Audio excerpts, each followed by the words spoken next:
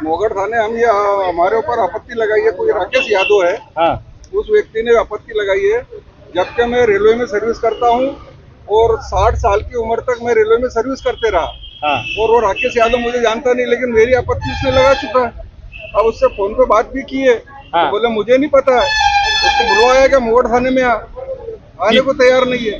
किस चीज की आपत्ति और क्या उसने बोला है और आप क्या चाहते हो? वो SRP जो चला था ना, SIR के जो फॉर्म थे, हाँ। उसके ऊपर से उसने आपत्ति लगाई है। अब राकेश यादव कौन है मैं खुद भी नहीं जानता हूँ।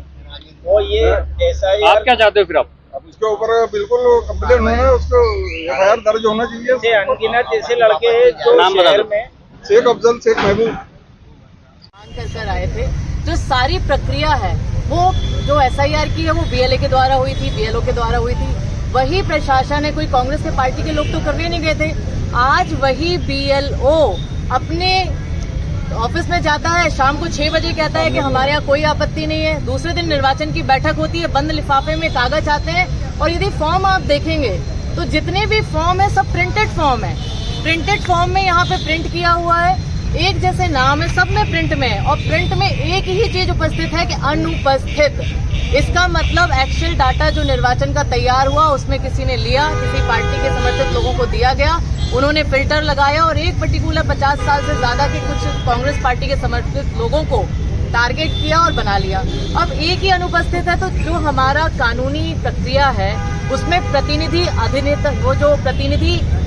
अधिनियम 1950 की धारा 30 ये कहती है कि यदि आप 31 की धारा ये कहती है कि किसी भी प्रकार का झूठा आरोप लगाकर यदि वास्तविक मतदाता का आप नाम काटते हैं तो आपको 1 साल की सजा होती है। हम आज बात करने आए हैं कि जो आपत्ति करता है वो फोन उठा नहीं रहे, BLO फोन लगा के परेशान है। जो लोग सामने आए उन्होंने कहा हमारा इससे कोई नाता नहीं है, पता नहीं किसने हमारे नाम से फॉर्म भर लिया। तो हम प्रशासन से मांग करने आए हैं कि जो आपत्ति करता है उसकी जांच की जाए और इस पूरी प्रक्रिया में जो षड्यंत्रकारी दिमाग किसी का चल रहा है उसको उजागर किया जाए।